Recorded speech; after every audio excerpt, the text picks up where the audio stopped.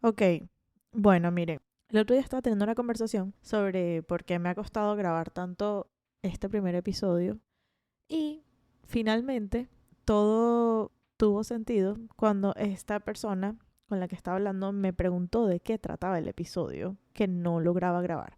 Porque, ¿qué pasa? Pasa que, o sea, yo no realmente no me considero una persona realmente como introvertida o como demasiado penosa, así. Sí, sí soy insegura, pero ser insegura y penoso no es lo mismo necesariamente. De hecho, a veces la inseguridad te lleva a ser extrovertido, pero me tengo que enfocar.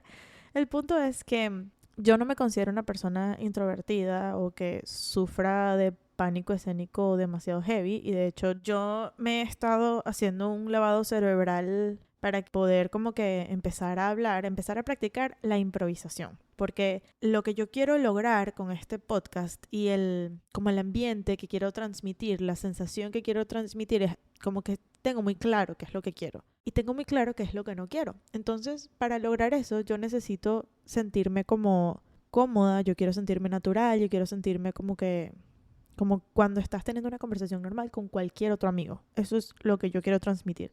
Y no sé por qué, bueno, supongo que sí sé por qué.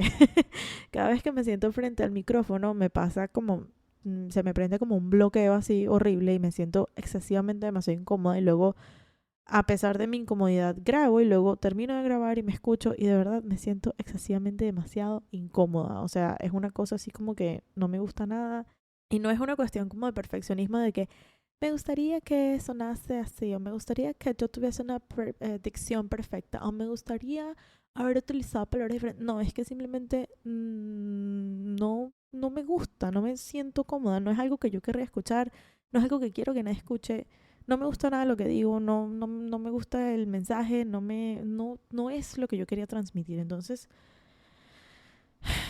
el punto es que a pesar de ese lavado cerebral que yo me he hecho y a pesar de cada vez estar a través de los meses que pasan y de mi práctica de hablar por stories con poca preparación, poca a nada preparación, de todas maneras ha sido muy difícil para mí. Y entonces, teniendo esta conversación, volviendo a lo que por donde empecé, teniendo esta conversación con esta persona, cuando me pregunta de qué se trata este episodio que no logro grabar, porque, bueno, ya me acordé por qué fue que empecé a explicar. Porque cuando yo ya tengo varios episodios grabados con invitados, em, y normalmente, por lo menos 1 o 2 veces a la semana, tengo tipo videollamadas y como reuniones online con otras personas.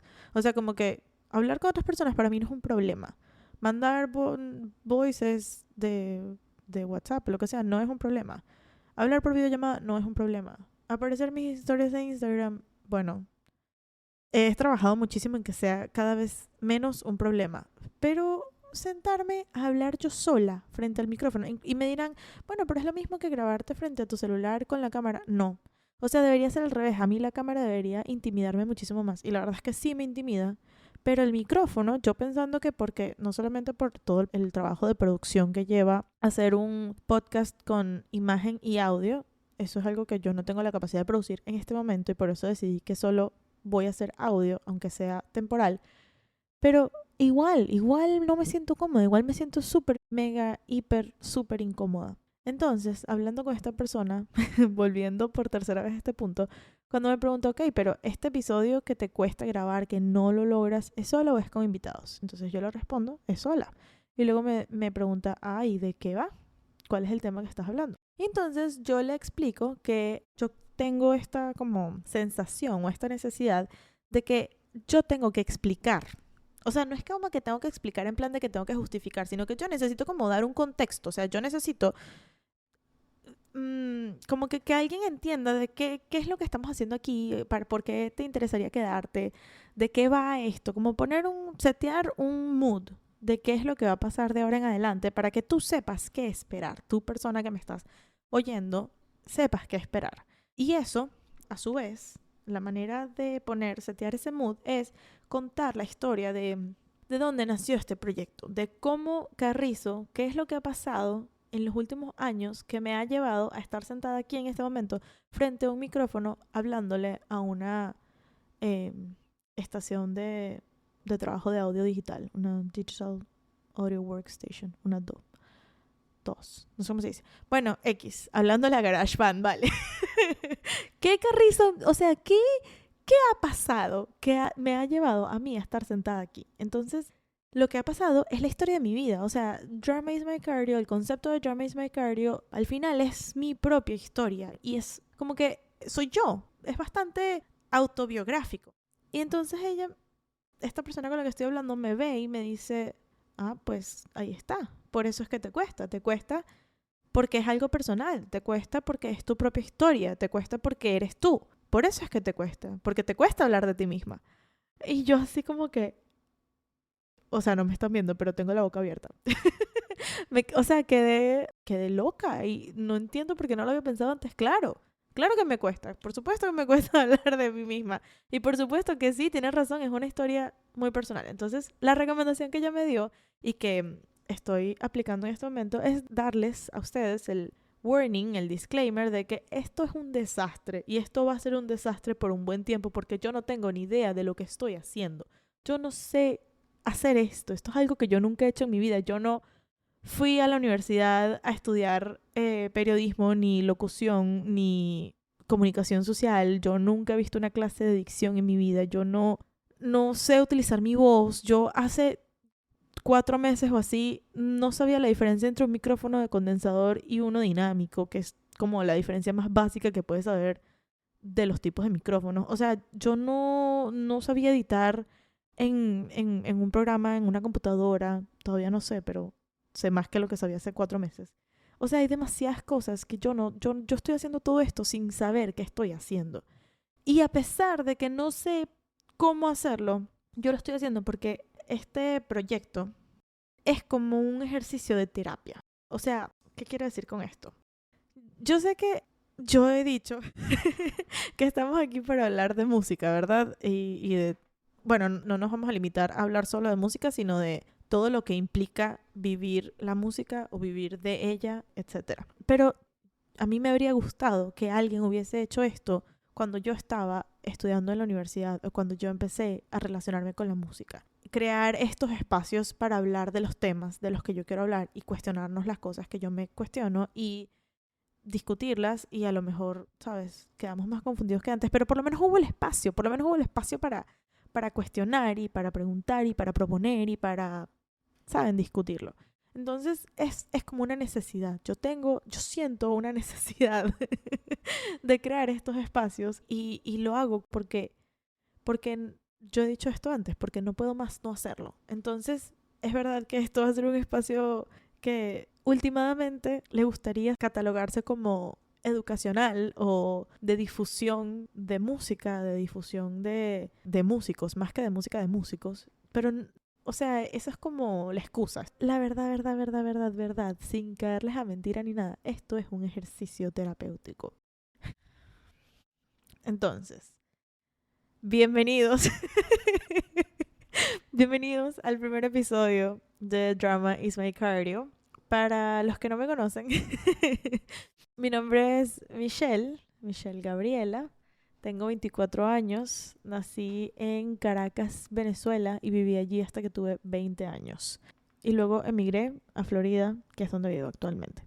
Cuando yo tenía 10 años, un evento en mi vida sucedió que dio pie a un estilo de vida prácticamente que yo adopté y en el cual viví por los próximos 10 años de mi vida y que setearon demasiadas cosas en mí y en mi personalidad y realmente como influyeron muchísimo en como incluso la manera en la que yo como que veo el mundo y me relaciono con los demás y como yo, ¿cómo se llama? Como que produzco ideas, no sé, en verdad afectó todas las partes de mi personalidad. Y fue cuando entré a estudiar música, más específicamente clarinete, que es un instrumento de viento que normalmente tocan en las orquestas, en el sistema de orquestas de Venezuela.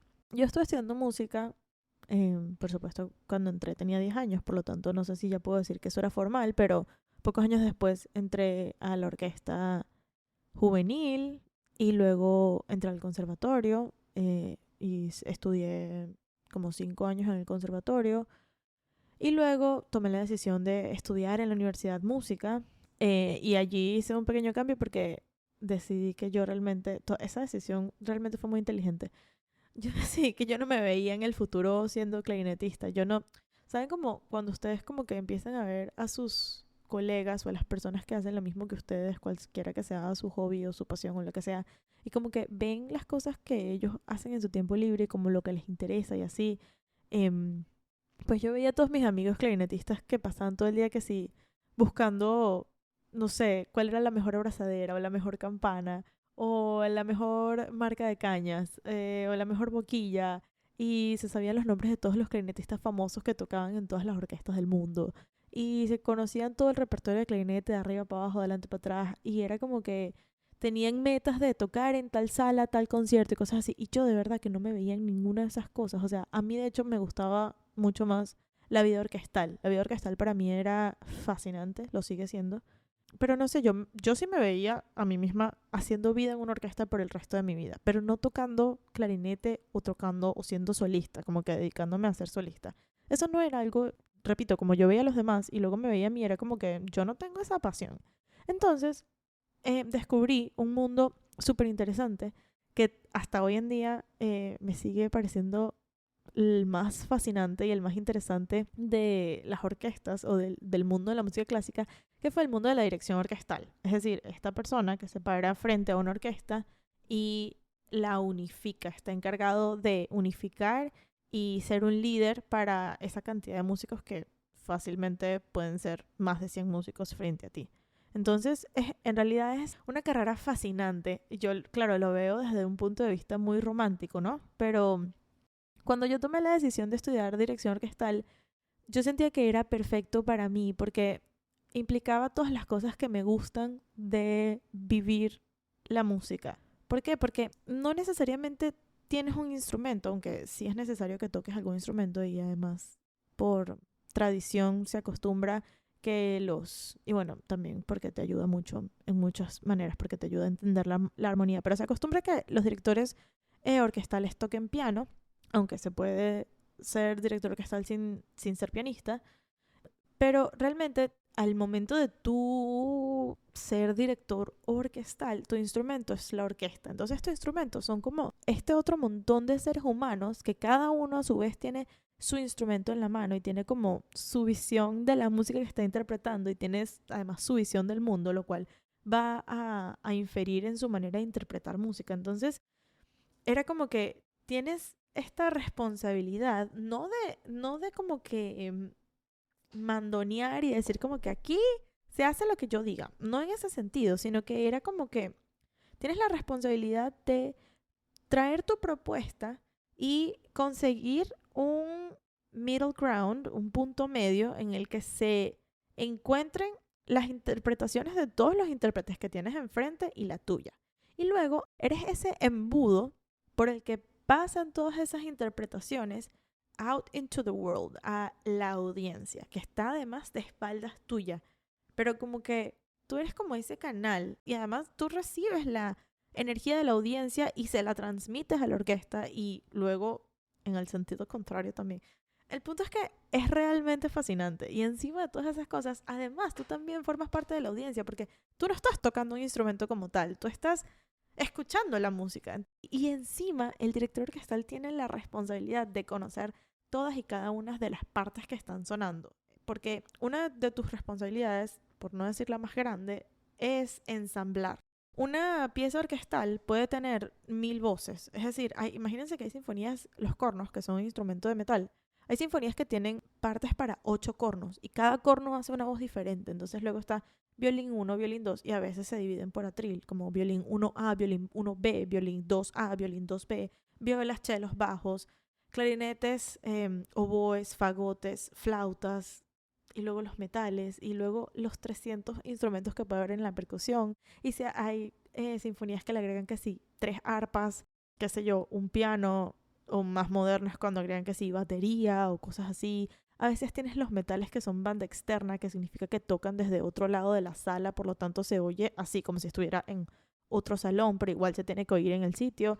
Y ni hablar si pasamos a la ópera en la que tienes involucrado, Dios mío, tienes cantantes, puedes tener el coro, tienes escenografía, tienes actores, tienes bailarines. O sea, todo eso lo tienes que ensamblar tú, el director orquestal. Es realmente fascinante. Tienes que conocer todo lo que está pasando en tiempo real, porque no es como, por ejemplo, en una película que puedes como cortar y editar. Es decir, la música clásica pasa en el momento y si algo no está ensamblado bien en el momento, pues no pasó y punto. O sea, no hay corte y pega allí. Lo que pasó, pasó, porque solo pasa en esa determinada ventana de tiempo. Perdón si estoy siendo demasiado redundante, pero bueno.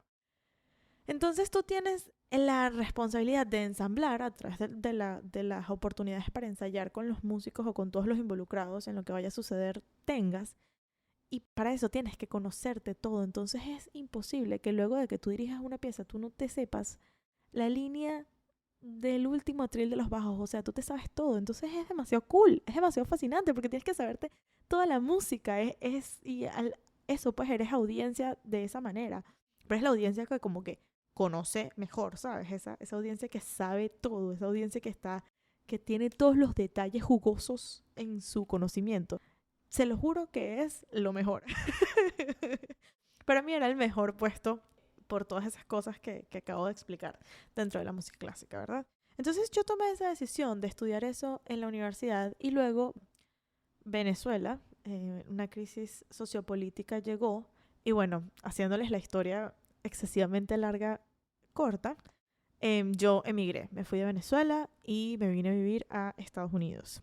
Lo cual desencadenó un efecto de sucesos loquísimos, porque no es solamente la pequeña o no tan pequeña, la verdad, crisis de identidad que sufre cualquier emigrante, que es innegable. Eso no solamente le ha pasado a la diáspora venezolana, sino que cualquier persona que cambia de lugar sufre esta crisis de identidad, porque todo lo que conocía y todo lo que estaba acostumbrado se lo mueven de lugar y tiene que empezar a hacerse todas las preguntas a las que ya le había conseguido respuesta otra vez y empezar a ver cómo reaccionar frente a las situaciones, etcétera, etcétera. Sino que además tuve también una crisis o sea, de identidad, iba a decir otra vez, pero quiero decir, ya no es un punto de un crisis de identidad de por qué los venezolanos comemos de esta manera o hablamos de esta manera o cuál es nuestra cultura, cómo es nuestra personalidad, qué significa para nosotros la educación o cómo nos comunicamos entre nosotros o dónde queda, o sea, cómo hacer tal diligencia de adulto o que no tienes tu abogado de confianza, tu mecánico de confianza, tu doctor de confianza, a quien hacerle preguntas o cosas demasiado más simples como cuál es el jabón de ropa que tengo que comprar para que la ropa me quede como a mí me quedaba o que la sal no sala igual. O sea, todas esas cosas, sí, ok. Pero además, yo me mudé de un escenario en el que en cada esquina había una orquesta y la facilidad para practicar música clásica comparada con el resto de los países del mundo es demasiada. O sea, además, no quiero decir que es barato, porque de todas maneras eso cuesta un dinero, no es que cuesta menos, simplemente que no lo pagas tú, pero para el músico es mucho más barato. O para los estudiantes de música como yo, era muy, muy, muy, muy, muy accesible lo que tú tenías que pagar para practicar y hacer música. Y me mudo a este ambiente en el que no tengo ya una orquesta, no tengo un instrumento y no tengo esperanzas de conseguirlo, de volver a ese mundo. O sea, es así como que tendría que yo mudarme otra vez a otro sitio y sola y un montón de cosas con las cuales no tengo los recursos y no me siento preparada ni siento que sea lo que quiero hacer. Entonces, fue así como que, ok, todo lo que tú tenías planificado, todo lo que viste en High School Musical y en todas las películas de Disney en las que era suficiente ser talentoso para aplicar una beca y ganártela y estudiar en cualquier universidad importante o lo que sea, eso es mucho más complejo que lo que tú pensabas. Es mucho más abrumador también. O sea, a veces simplemente no es para todos. Y yo no niego que en algún punto me vaya a suceder. Cool, pero ya como que la verdad es que tantas ganas tampoco me dan. Pero bueno, el punto es que todo fue un cambio de planes desde todo punto de vista, incluso de la manera en la que yo conectaba con la música, porque como expliqué, yo crecí siendo músico, estudiando música activamente y siendo consumidor, pero siendo consumidor quiero decir, consumidor de música de un ambiente excesivamente reducido. Es decir, yo iba a conciertos hasta 3 veces por semana. O sea, yo sí consumía mucha música. De hecho, era mi cosa favorita. Yo entraba a todos los ensayos que pudiese entrar y iba a todos los conciertos que pudiese ir. Y era de verdad mi actividad favorita en el mundo, ir a conciertos. Pero eran conciertos de música clásica, eran conciertos de óperas, de coros, de orquestas, de recitales, de solistas, etcétera, etcétera, etcétera. No eran nada fuera de ese mundo. Y al cambiarme el escenario, fue así como que, ok, ya no es simplemente que no tengo una orquesta en la cual tocar o no tengo un instrumento con el que tocar, es que no tengo conciertos a los que ir, o sea, en mi ambiente actual no son tan accesibles como lo eran en donde yo me crié. Y fue como que cambió hasta mi manera de consumir la música. Y eso me llevó a como que me llevó como a decir, bueno, ¿qué tengo en la mano? ¿Cuál es la música a la que tengo acceso? Bueno, también estaba el resto de los géneros musicales, lo llamado dentro de lo académico, llamado la música popular, que es simplemente cualquier género que no sea música clásica, básicamente. Y era este mundo, por así decirlo, perdónenme si suena ridícula, pero es como la manera en la que lo sé decir.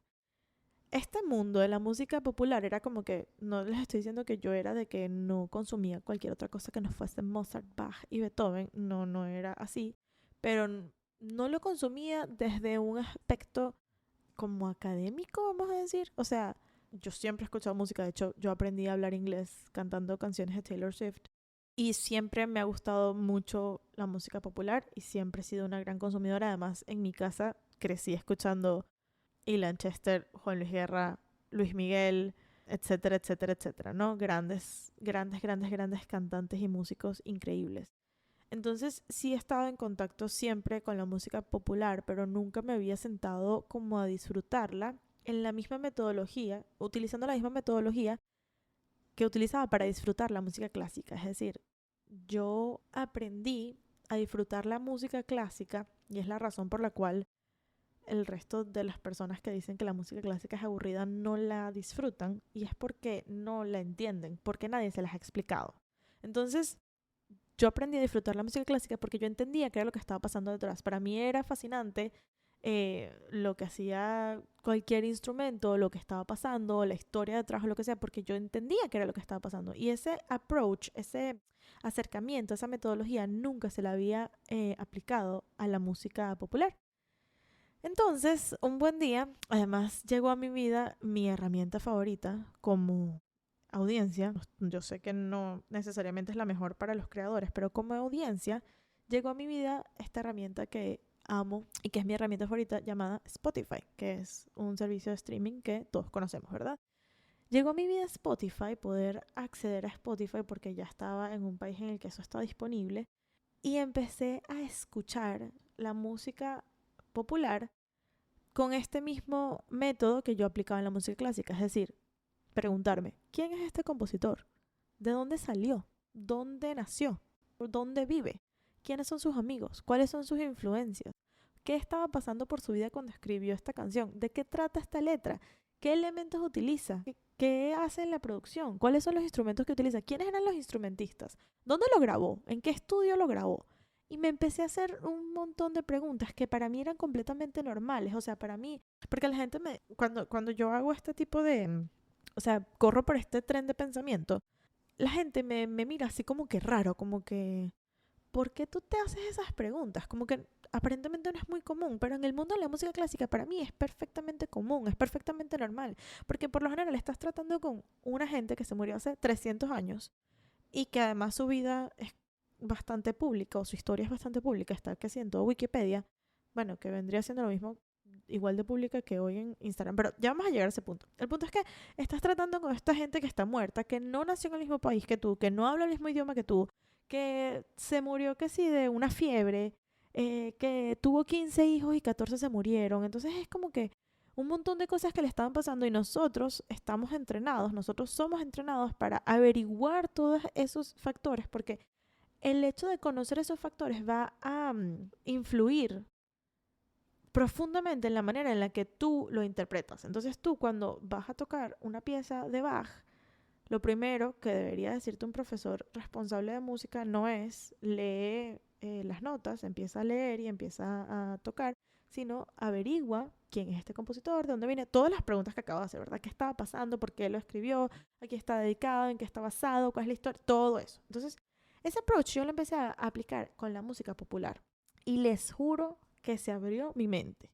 O sea, fue así como, ¿saben el meme de la señora esta que tiene el pelo amarillo y le salen como un montón de numeritos así de que está calculando? Y el otro meme que es como que un cerebro, es como unos rayos X o algo así de un ser humano como azul y le salen como rayos así para todos lados. Bueno, esos dos memes en uno, esa era yo. Fue así como que, oh por Dios, y fue demasiado más divertido porque al hacer eso con músicos que están vivos hoy en día, es demasiado cool porque tú puedes ir a su Instagram. Ustedes pueden, o sea, ustedes no, ustedes se están dando cuenta de la maravilla que es que tú puedas ver en vivo y en directo o en tiempo real con 24 horas de diferencia lo que está haciendo una persona que de ninguna otra manera tú conectarías. Tipo, de ninguna otra manera yo podría, no puedo hacer eso con ninguno de los compositores de música clásica. No puedo, tipo, entrar a sus historias de Instagram y ver qué desayunaron esta mañana y dónde, con qué profesor hicieron pilates y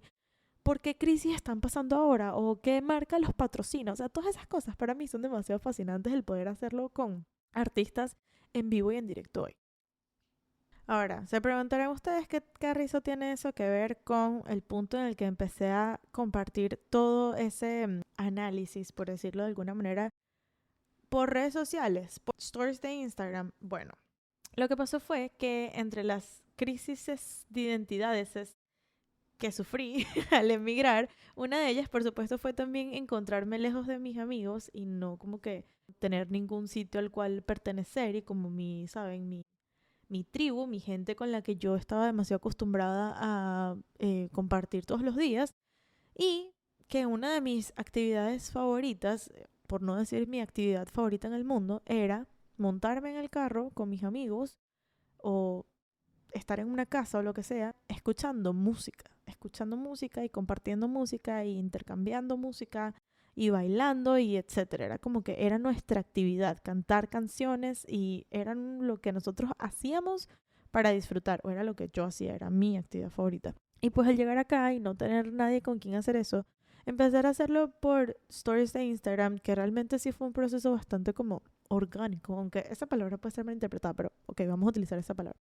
Fue un proceso como bastante orgánico porque no fue así, realmente no fue como que demasiado planificado ni nada, sino que era como que era algo que ya yo hacía, era algo que yo ya hago, era algo que si tú me conoces y me has hablado offline, es básicamente el único tema de conversación que tengo. Yo no tengo mucho más de qué hablar que no sea de música.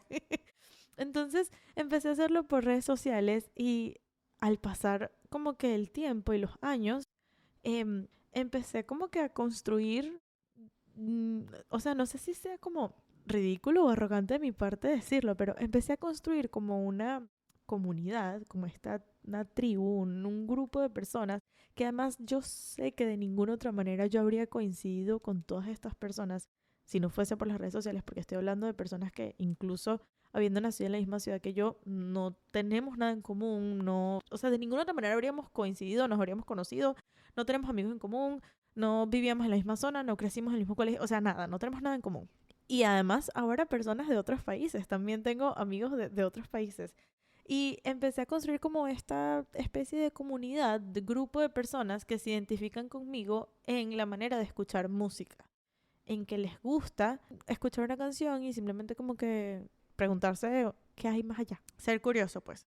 Entonces, en este mismo como journey de aproximarme, acercarme a la música popular de una manera diferente, también me empezaron a surgir un montón de dudas en cuanto a cómo funciona como la industria, porque la verdad es que funcionan de maneras extremadamente diferentes. La manera de conseguir trabajo, la manera de formarte, la manera de hacer dinero, la manera de, no sé, como incluso como contactar a otros colegas, como que de verdad son mundos para mí realmente diferentes.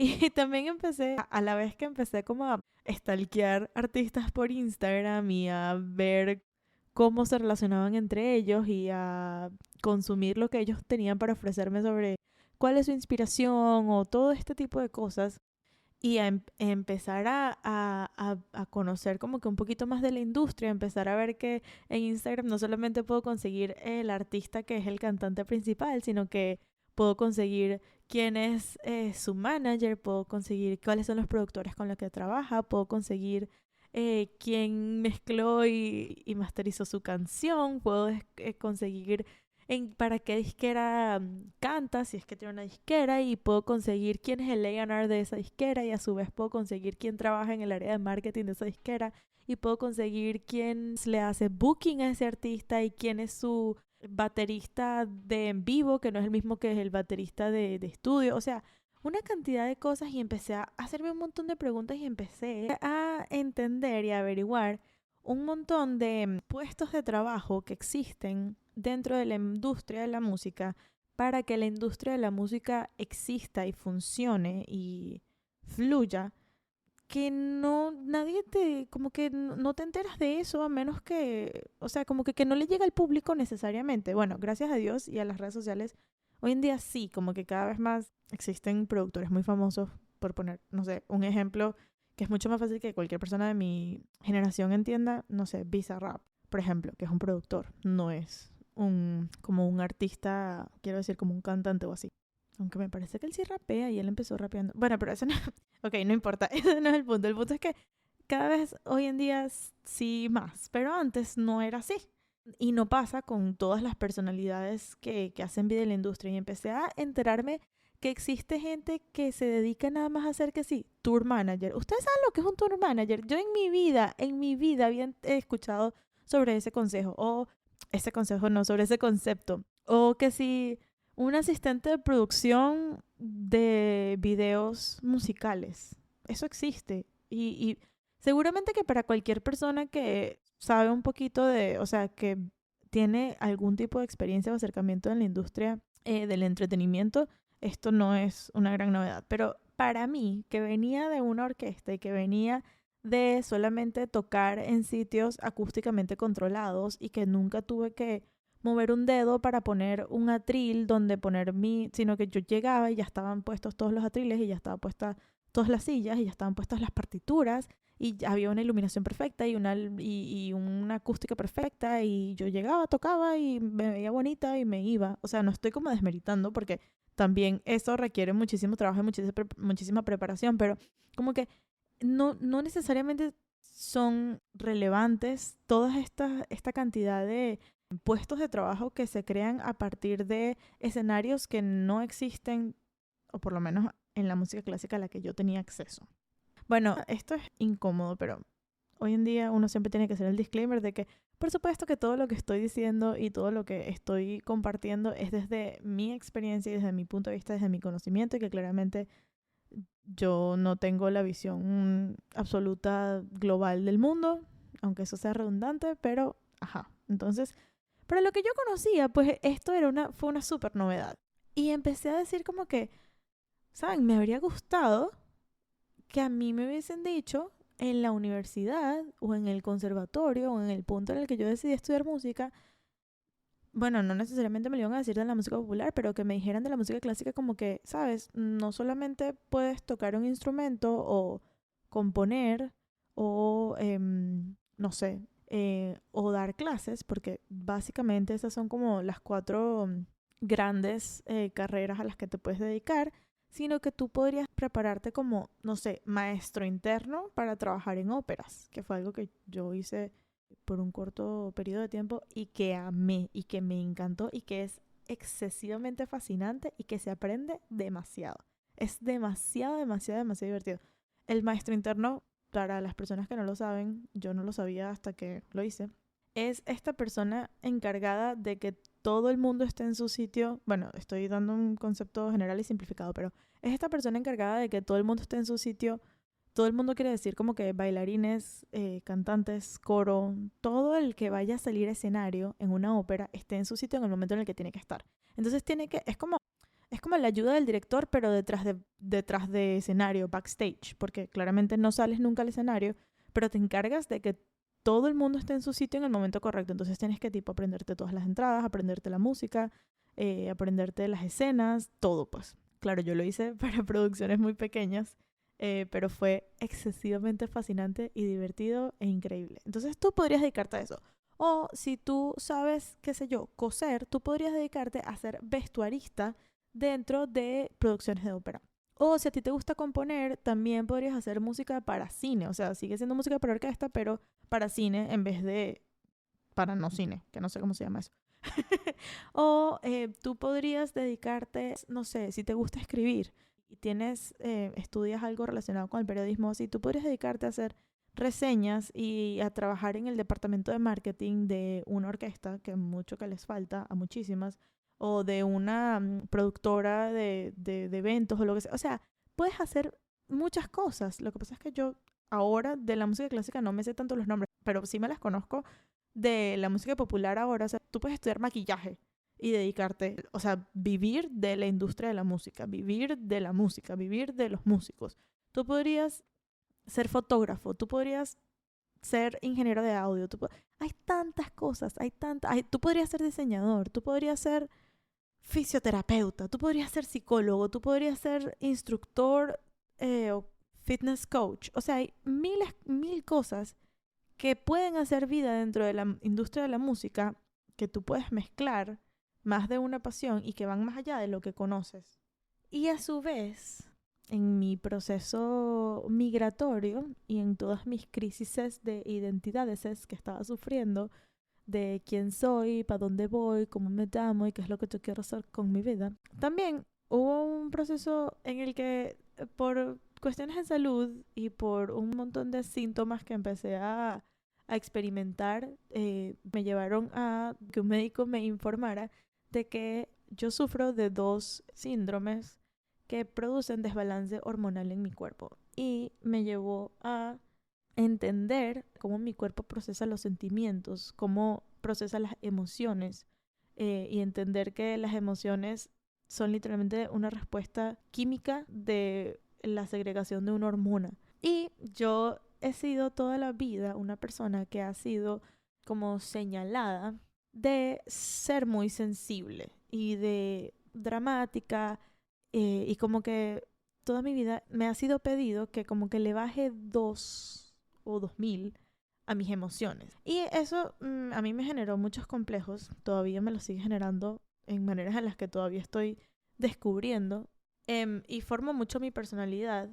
Y como que al entender que esa manera de ser de mi cerebro y esa manera de sentir y de vivir mis emociones de mi cerebro no era porque yo tenía que bajarle 2, sino que era una respuesta química de mi cuerpo, de mi cerebro, le dio respuestas a un montón de creencias que yo tenía como instaladas en mi cerebro, pues. Entonces, como que en ese proceso de empezar a compartir canciones, y a compartir lo que yo escucho en esas canciones en Instagram, a su vez yo también empecé como a compartir un montón de pensamientos y un montón de cosas que me pasaban por la cabeza que siempre me ha dado pena pensarlas y me ha dado pena tenerlas y me ha dado pena, en fin. Ese espacio fue como una respuesta de mi cerebro de crear un espacio que fuese seguro, en el que yo pudiese expresarme y sentir con libertad sin ser juzgada por ello. Y la manera en la que mi cerebro lo hizo fue poniéndole el nombre de Drama is my cardio. En español, el drama es mi cardio.